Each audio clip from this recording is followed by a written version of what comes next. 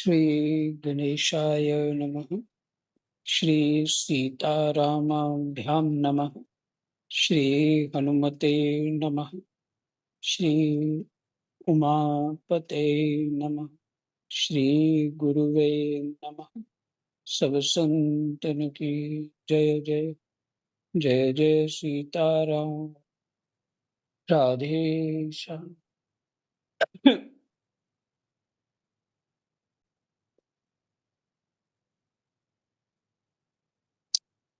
नवम स्कंद,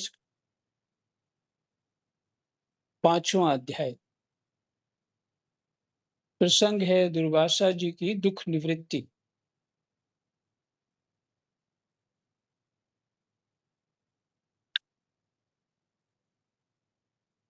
कृष्णाय वासुदेवाय हरये परमात्मने प्रणतः क्लेशनाशाय गोविन्दाय नमो नमः।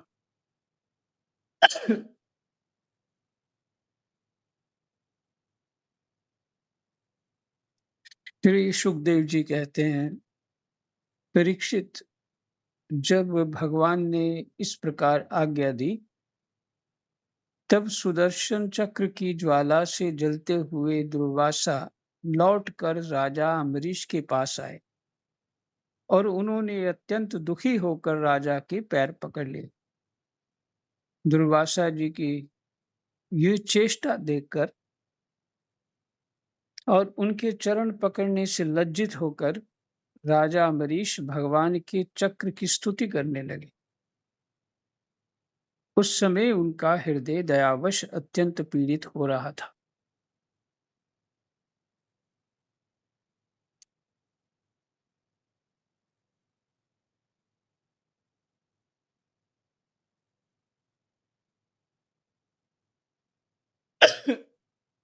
कि जो ये ब्राह्मण हैं, दुर्वासा ऋषि, मेरे जो पैर पकड़े हैं तो ये तो बहुत गड़बड़ हो गया,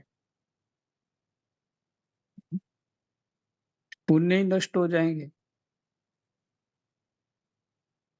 और वैसे ही संकोचित, क्यों राजा हैं, संकोच में बहुत पड़ गई, लज्जित हो गए राजा।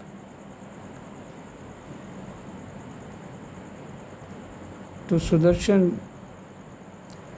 जो भगवान के चक्र है उनकी स्तुति करने लगे। अम्बरीश ने कहा, प्रभो सुदर्शन, आप अग्नि स्वरूप हैं, आप ही परम समर्थ सूर्य हैं। समस्त नक्षत्र मंडल के अधिपति चंद्रमा भी आपके स्वरूप हैं। जल, पृथ्वी, आकाश, वायु, पंच तन्मात्रा और संपूर्ण इंद्रियों के रूप में भी आप ही हैं। भगवान के प्यारे 1000 दांत वाले चक्रदेव, मैं आपको नमस्कार करता हूँ। समस्त अस्त्र शस्त्रों को नष्ट कर देने वाले,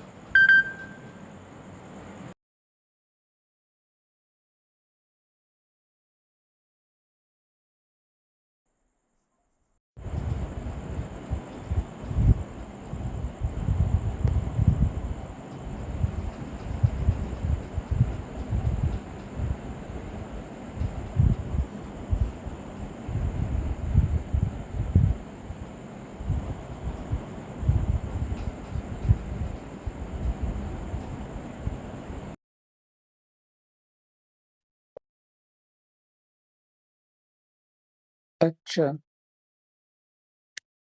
अब आई आवाज? जी महाराज जी, महाराज जी अब आई। जी। तो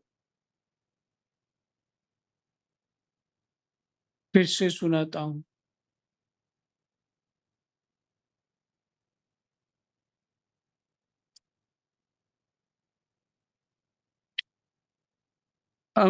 अम्बरीश ने कहा, प्रभो सुदर्शन, आप अग्नि स्वरूप हैं, आप ही परम समर्थ सूर्य हैं। समस्त नक्षत्र मंडल के अधिपति चंद्रमा भी आपके स्वरूप हैं। जल, पृथ्वी, आकाश, वायु, पंच तन्मात्रा और संपूर्ण इंद्रियों के रूप में भी आप ही हैं। भगवान के प्यारे हजार दांत वाले चक्रदेव, मैं आपको नमस्कार करता हूँ। समस्त अस्त्र शस्त्रों को नष्ट कर देने वाले एवं पृथ्वी के रक्षक, आप इन ब्राह्मण की रक्षा कीजिए। आप ही धर्म हैं, मधुर एवं सत्यवानी हैं। आप ही समस्त यज्ञों के अधिपति और स्वयं यज्ञ भी हैं। आप समस्त लोकों के रक्षक एवं सर्वलोक स्वरूप भी हैं। आप परम पुरुष परमात्मा के श्रेष्ठ तेज हैं, सुनाभ। आप समस्त धर्मों की मर्यादा के रक्षक हैं। अधर्म का आचरण करने वाले असुरों को भस्म करने के लिए आप साक्षात अग्नि हैं। आप ही तीनों लोकों के रक्षक एवं विशुद्ध तेजोमय हैं। आपकी गति मन के वेग के समान है और आपके कर्म अद्भुत हैं। मैं आपको नमस्कार करता हूँ, आपकी स्तुति करता हूँ। वेदवाणी के अधीश्वर, आपके धर्ममय तेज से अंधकार का नाश होता है और सूर्य आदि महापुरुषों के प्रकाश की रक्षा होती है। आपकी महिमा का पार पाना अत्यंत कठिन है। ऊंचे नीचे और छोटे बड़े के भेदभाव से युक्त ये समस्त कारणात्मक संसार आपका ही स्वरूप है।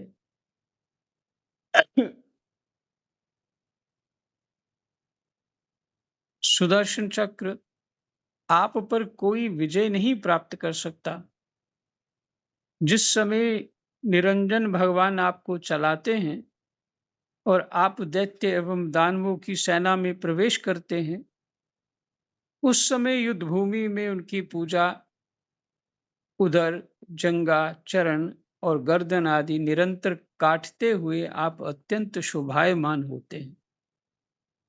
विश्व के रक्षक, आप रणभूमि में सबका प्रहार सह लेते हैं। आपका कोई कुछ नहीं बिगाड़ सकता। गदाधारी भगवान ने दुष्टों के नाश के लिए ही आपको नियुक्त किया है। आप कृपा करके हमारे कुल के भाग्योदय के लिए दुर्वासा जी का कल्याण कीजिए। हमारे ऊपर यह आपका महान अनुग्रह होगा। यदि मैंने कुछ भी दान किया हो, यज्ञ किया हो अथवा अपने धर्म का पालन किया हो, यदि हमारे वंश के लोग ब्राह्मणों को ही अपना आराध्य देव समझते रहे हों, तो दुर्वासा जी की जलन मिट जाए। भगवान समस्त गुणों के एकमात्र आश्रय हैं। यदि मैंने समस्त प्राणियों की आत्मा के रूप में उन्हें देखा हो और वे मुझ पर प्रसन्न हो, तो दुर्वासा जी के हृदय की सारी जलन मिट जाए।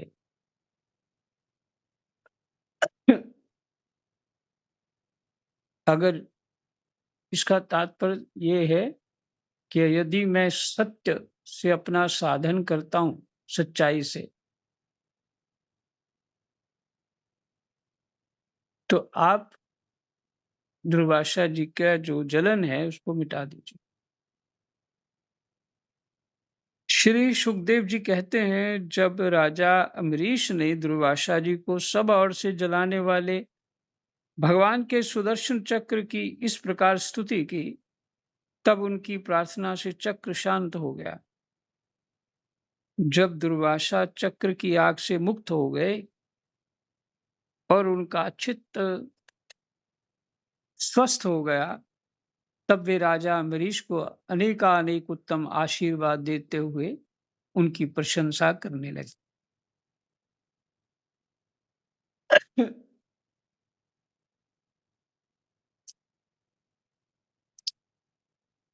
अ, इससे ये पता लगता है कि कोई ये नहीं कह सकते कोई राजा है, ये नहीं कह सकते। आवाज आ रही है ना? हेलो। हाँ जी महाराज हाँ जी। जी महाराज जी। हाँ राम जी। राम जी। हाँ जी जी महाराज महाराज जी, आ जी, रही है। राम राम। राम राम। कोई राजा है तो भजन नहीं कर सकता, या कोई किसी विशेष परिस्थिति में दिखता तो कुछ और है पर वो भजन नहीं कर सकता, कि भजन करने वाले लोग ऐसे ही होते हैं। लेकिन दुर्वासा जी तो बहुत उत्तम साधक है, और उनको इनके साथ ऐसा क्यों हुआ कि राजा के प्रति, जो एक राजा लोग जो होते हैं वो रजोगुण प्रधान होते हैं, उनको कहाँ इस बात की समझ है।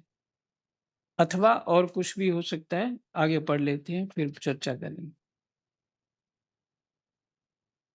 दुर्वासा जी ने कहा, धन्य है, आज मैंने भगवान के प्रेमी भक्तों का महत्व देखा। राजन, मैंने आपका अपराध किया, फिर भी आप मेरे लिए मंगल मंगल कामना ही कर रहे थे। जिन्होंने भक्त वत्सल भगवान श्री हरि के चरण कमलों को दृढ़ प्रेम भाव से पकड़ लिया है, उन साधु पुरुषों के लिए कौन सा कार्य कठिन है। जिनका हृदय उदार है, वे महात्मा भला किस वस्तु का परित्याग नहीं कर सकते। जिनके मंगलमय नामों के श्रवण मात्र से जीव निर्मल हो जाता है, उन्हीं तीर्थपाद भगवान के चरण कमलों के जो दास हैं, उनके लिए कौन सा कर्तव्य शेष रह जाता है।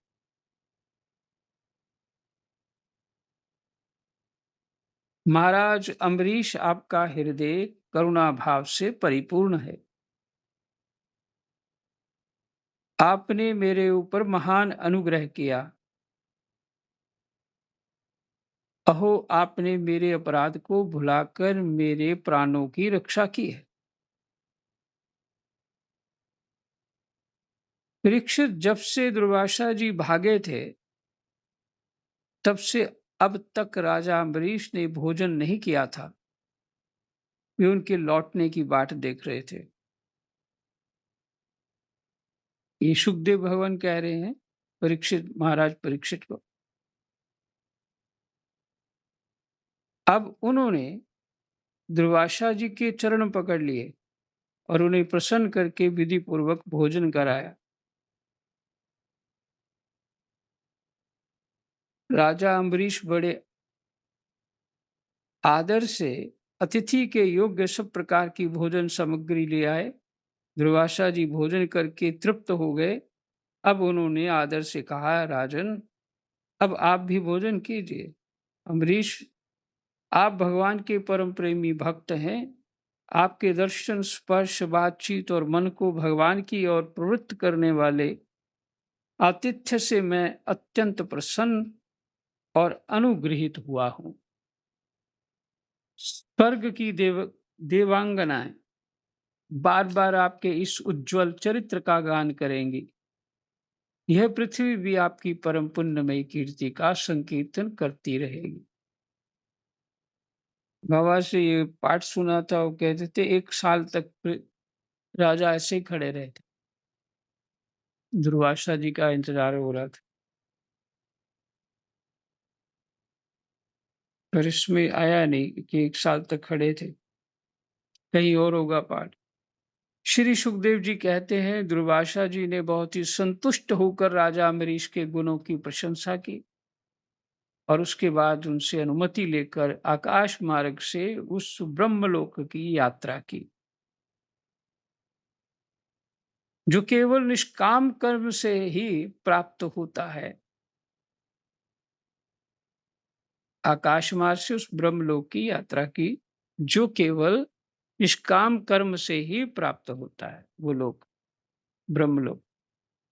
परीक्षित, जब सुदर्शन चक्र से भयभीत होकर दुर्वासा जी भगे थे, तब से लेकर उनके लौटने तक का 1 वर्ष का समय बीत गया। हाँ, यहाँ लिखा है। कितने दिनों तक राजा अम्बरीश उनके दर्शन की आकांक्षा से केवल जल पीकर ही रहे। जब दुर्वासा जी चले गए, तब उनके भोजन से बचे हुए अत्यंत पवित्र अन्न का उन्होंने भोजन किया। अपने कारण दुर्वासा जी का दुख में पड़ना और फिर अपनी ही प्रार्थना से उनका छूटना, इन दोनों बातों को उन्होंने अपने द्वारा होने पर भी भगवान की ही महिमा समझा। अपनी महिमा नहीं समझी, भगवान की महिमा समझी। राजा अम्बरीश में ऐसे-ऐसे अनेकों गुण थे। अपने समस्त कर्मों के द्वारा वे परब्रह्म परमात्मा श्री भगवान में भक्ति भाव की अभिवृद्धि करते रहते थे। उस भक्ति के प्रभाव से उन्होंने ब्रह्मलोक तक के समस्त भोगों को नरक के समान समझा।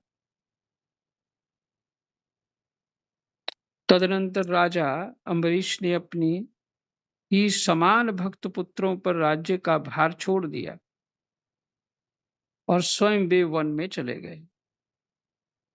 वहां वे बड़ी धीरता के साथ आत्म स्वरूप भगवान में अपना मन लगाकर गुणों के प्रभाव रूप संसार से मुक्त हो गए। फिर से तदनंतर राजा अम्बरीश ने अपने ही समान भक्त पुत्रों पर राज्य का भार छोड़ दिया और स्वयं वे वन में चले गए। वहां वे बड़ी धीरता के साथ आत्म स्वरूप भगवान में अपना मन लगाकर गुणों के प्रभाव रूप संसार से मुक्त हो गए। तो घर में तो भजन किए कर ही रहे थे, फिर वन में जाने की आवश्यकता क्या थी? हुँ?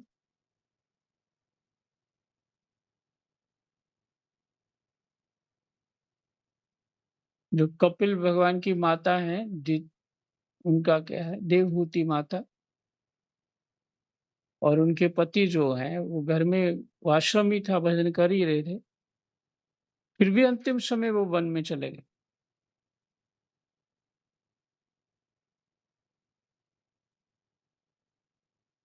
ताकि किसी की स्मृति हो ही ना, भगवान की ही पुकार हो। भगवान के ही आश्रय रहना है। इसीलिए किसी की स्मृति और किसी को हो ना स्मृति।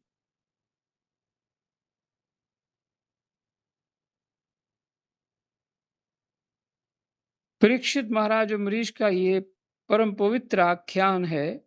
जो इसका संकीर्तन और स्मरण करता है, वह भगवान का भक्त हो जाता है। जय जय सीताराम, राधे श्याम। ये 5वां अध्याय विश्राम, और आज इतना ही पाठ पढ़ना है। जय जय सीता। कृष्णाय वासुदेव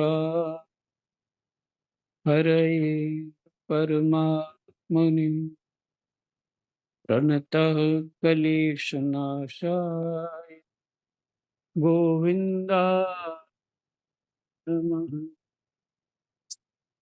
गोविन्दाय नमः।